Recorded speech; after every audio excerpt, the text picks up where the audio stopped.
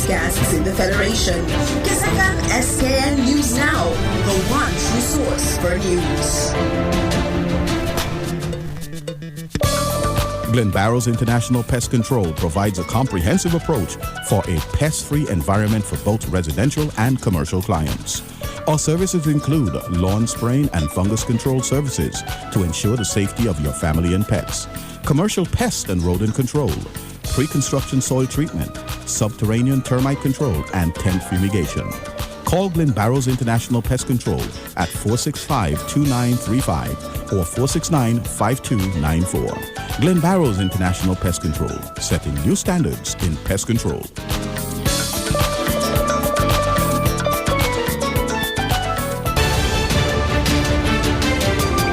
With news from across the Federation, spanning the region and covering the globe, this is the KyssFM SKN News Now Morning Edition, your one true source for news.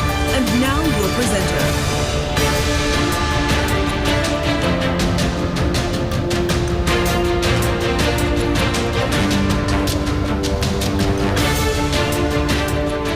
Good morning. Today is Saturday, 4th March, 2017. I'm Leslie Joseph. This is the SKN News Now Weekend Edition, brought to you with the kind compliments of Glen Barrows Pest Control and Guest House. These are the top stories this hour. Nationally, ECCB Governor Timothy Antoine says increased economic activity in the ECCU contributed to the 2016 fiscal surplus. Regionally, former Haitian President René Preval has died. Internationally, protesters are marching in Yemen as the U.S. intensifies airstrikes. And in sport, Argentine football players are striking over unpaid wages. Now for a look at the stories in detail.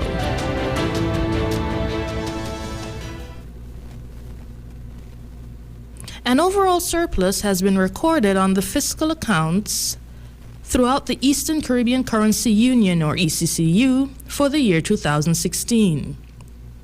Governor of the Eastern Caribbean Central Bank, Timothy Antoine, testified to this on Thursday this week following a meeting of the Eastern Caribbean Monetary Council. According to Mr. Antoine, while a surplus was recorded following the deficit of 2015, governments throughout the ECCU are not without challenges. Currency Union, we have seen improvement in the fiscal accounts. That is to say, for example, in 2015, overall there was a deficit. I believe in 2016 overall there was a surplus. We've certainly seen an increase in primary surpluses across the currency union. So that's positive. That does not mean that our countries do not have challenges, because every Minister of Finance will tell you, and I have one to my left and one to my right, that they are collecting more revenues, but there are also more demands. And they still have to juggle, and they still have to manage tight budgets. The governor pointed out that, among other things, a noted general improvement in the tax administration and economic activity throughout the ECCU assisted in the accumulation of the surplus. First of all, I think there is improved economic activity, which always helps.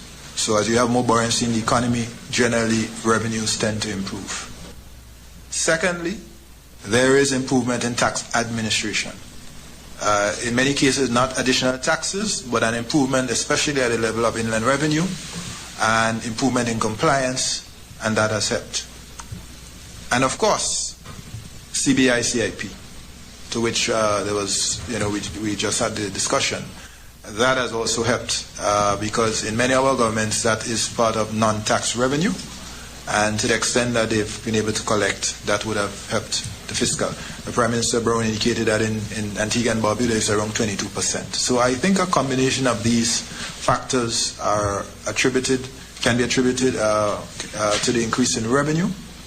But of course, there is still work to do, and the governments are continuing to work.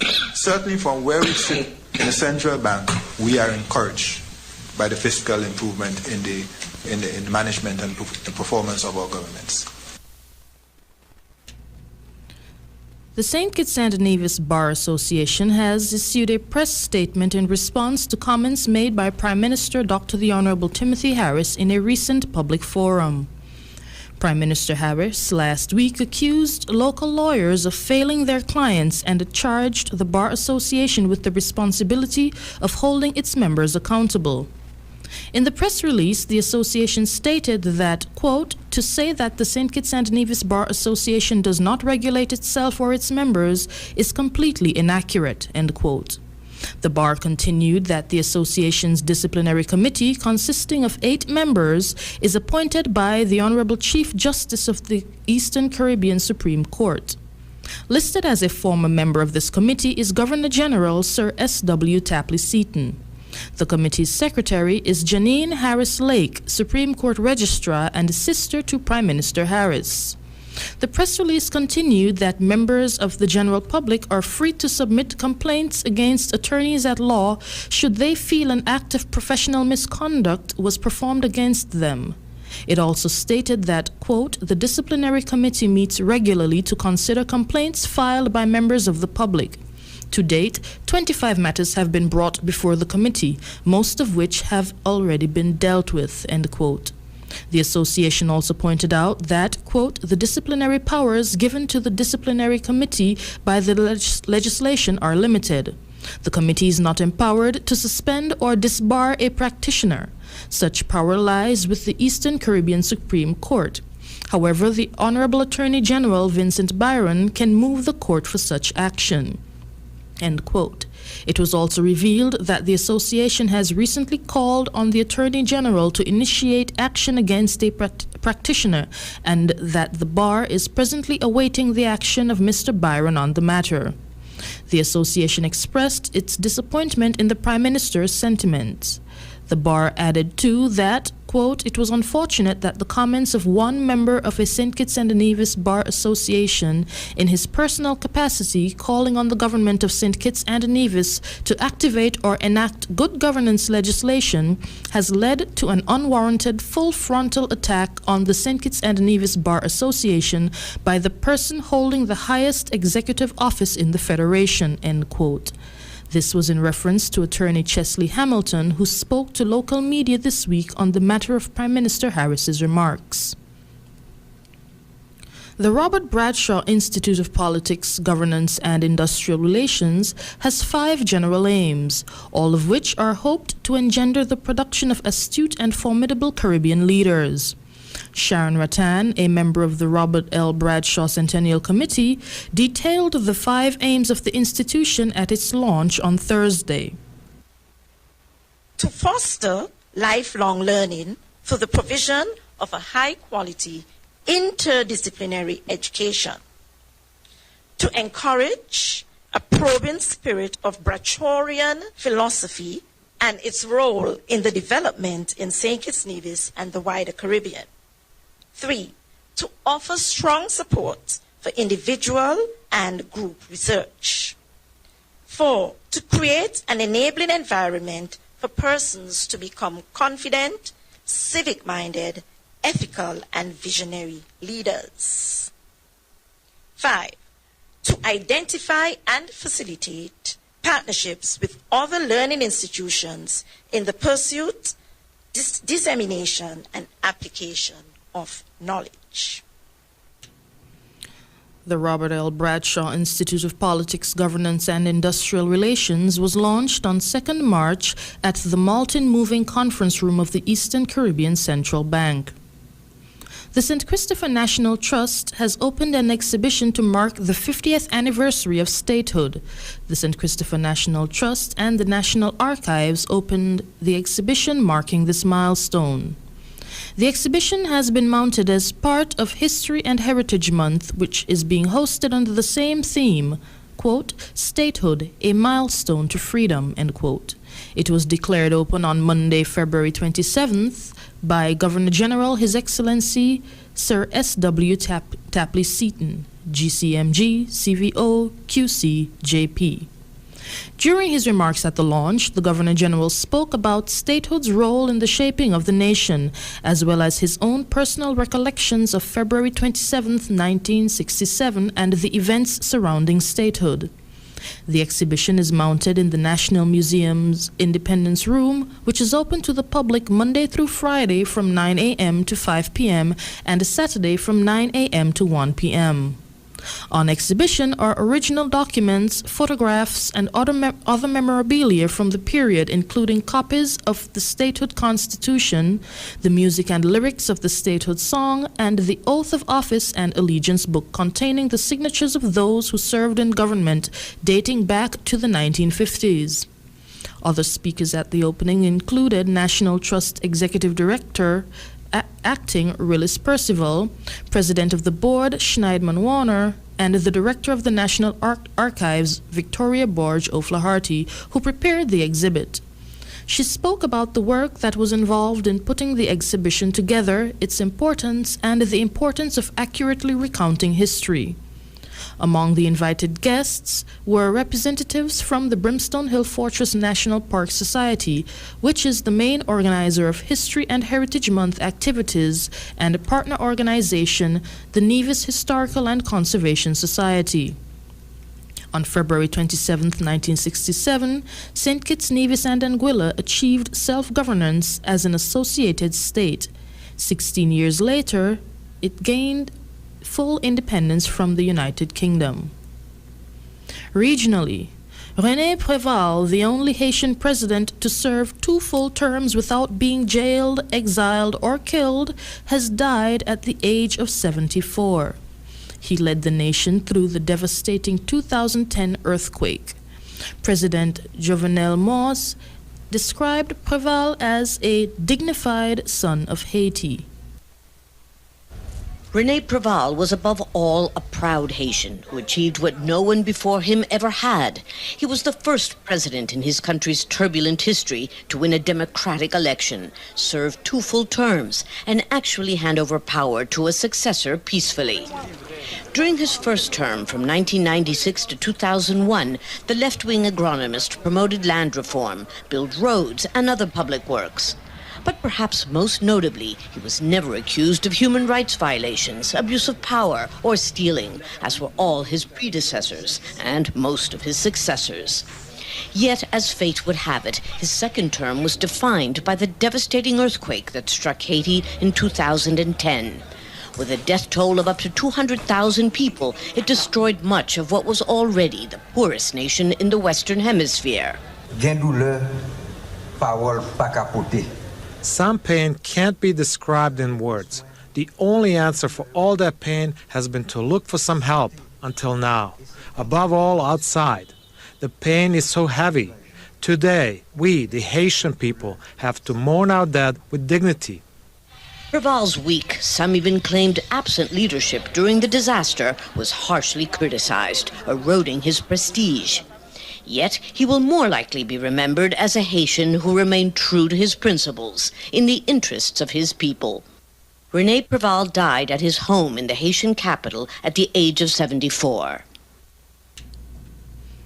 An alleged physical confrontation between 2 men in St. Lucia on Friday has resulted in the chopping death of 49-year-old Clayton Justin. Justin, St. Lucia's 16th homicide victim for 2017, sustained a fatal machete slash to the neck. Rihanna Isidore reports. News Force obtained cell phone video of when EMTs arrived on the homicide scene at Montparnasse Dennery around midday March 3rd.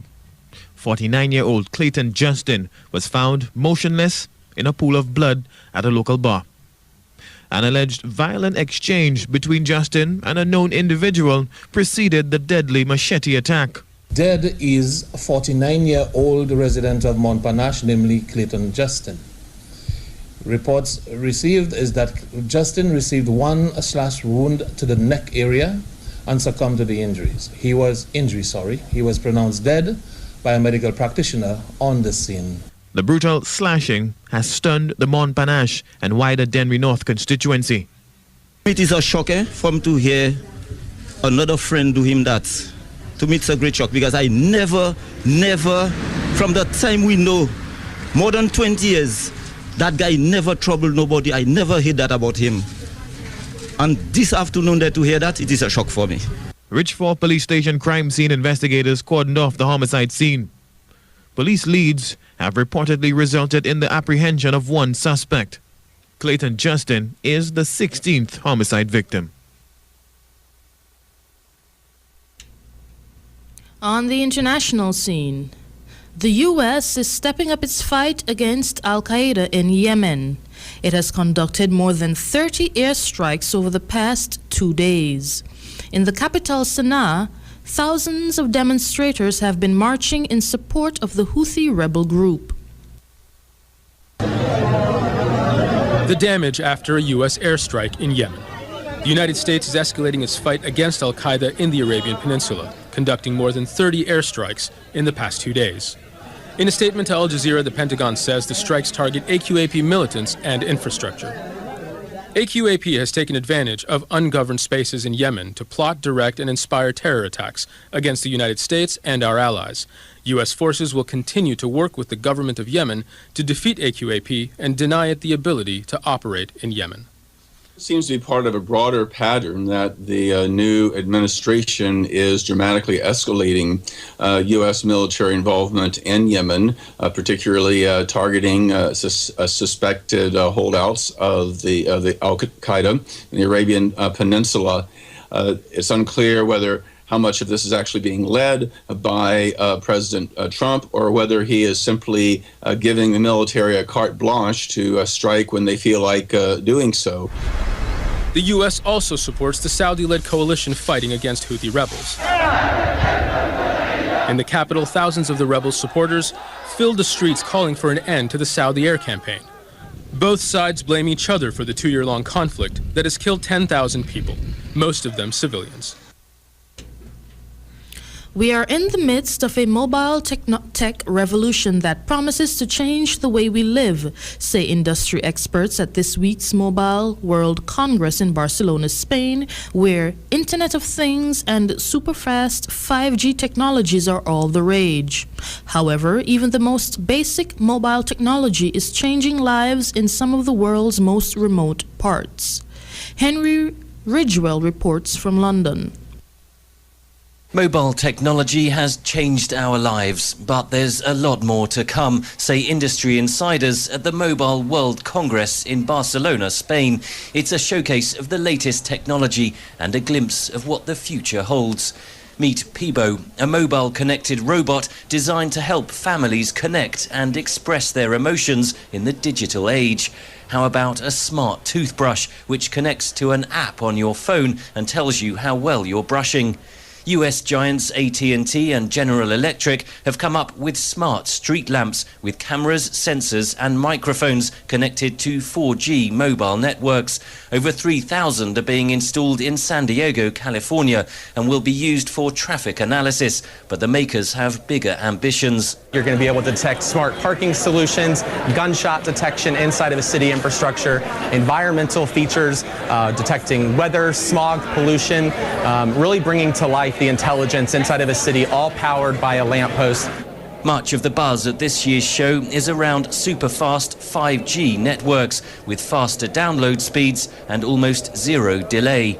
So we're talking about real-time connection. The best example someone's given to me is a surgeon performing surgery in one country with robotic hands in another country. Mobile technology is transforming economies in many African countries. There are smartphone apps for herding cattle in Kenya and for connecting dirty laundry to mobile washerwomen in Uganda. Eneza uses basic mobile technology to offer access to a huge range of education. 2 million students are signed up to its virtual classroom, and the better their grades, the more mobile airtime the parents receive. They're able to access all the education they want for a subscription that's about 10 US cents per week. That covers the full curriculum and will get them from everything they need to do around age 8 through to finishing school. The reality in most of Africa is that mobile technology is actually the only way that you can reach huge numbers of people at low cost with any kind of content. A recent report by management consultants McKinsey & Company predicts that by 2025, half of sub-Saharan Africa's billion-strong population will have internet access, over 2/3 via smartphones. And now we take a look at sports. First division football players in Argentina are on strike over unpaid wages and have refused to take part in this weekend's matches. Some players have complained that they have not been paid in over 4 months. The Argentine Football Association is threatening to deduct points from the clubs. This standoff is leaving Argentine football fans without their favorite pastime. The dispute has been brewing for some time. Players say they've not been paid for up to 5 months. But the crisis goes deeper than a dispute over unpaid wages in a country where football is a passion that transcends politics and economics. They pressured us, saying they'll deduct points or that they'll field youth teams, but we don't have any solid economic proposals, so we'll keep going until they deposit the money the players are asking for. Nothing's changed. The government no longer funds the broadcast of live football, paying $22 million to the clubs to end its involvement. I believe we'll solve part of the problem with this money, but if we don't play football, it'll be worse. But 3 prospective replacement broadcasters, Fox, ESPN and Media Pro, are still negotiating to fill that vital income-generating gap left by the government. Many are asking how it's come to this. Others are saying that it was inevitable, that Argentine football is rotten to the core, and it was only a matter of time before the poison manifested itself in a bitter conflict between vested interests. And the losers in all this, as always, the fans. Those who run football and our politicians should realize that football is the national sport in Argentina. Football should be available to everyone. As a fan, I think it's perfect because we've got to show solidarity with the players, whatever division they play in. Football's world governing body FIFA is meanwhile threatening to suspend Argentina from international competition unless its national association, AFA, adopts their criteria for choosing a new boss. AFA has been without a permanent president since the death of long-serving strongman Julio Grondona in July 2014. Argentine people cannot afford to not have football. They are not used to this situation. They need football. We need football. We are a football nation. The government knows this, but hasn't done anything to prevent this situation. The violence, corruption and poor management that have blighted the game for so long continue unabated. The only certainty in Argentina's uncertain football world is that no ball will be kicked in earnest this weekend, or until a complex situation is unravelled. And that item brings us to the end of the KyssFM SKN News Now Weekend Edition, brought to you with the kind compliments of Glenbarrow's Pest Control and Guest House. Thanks so much for listening. Have a great weekend.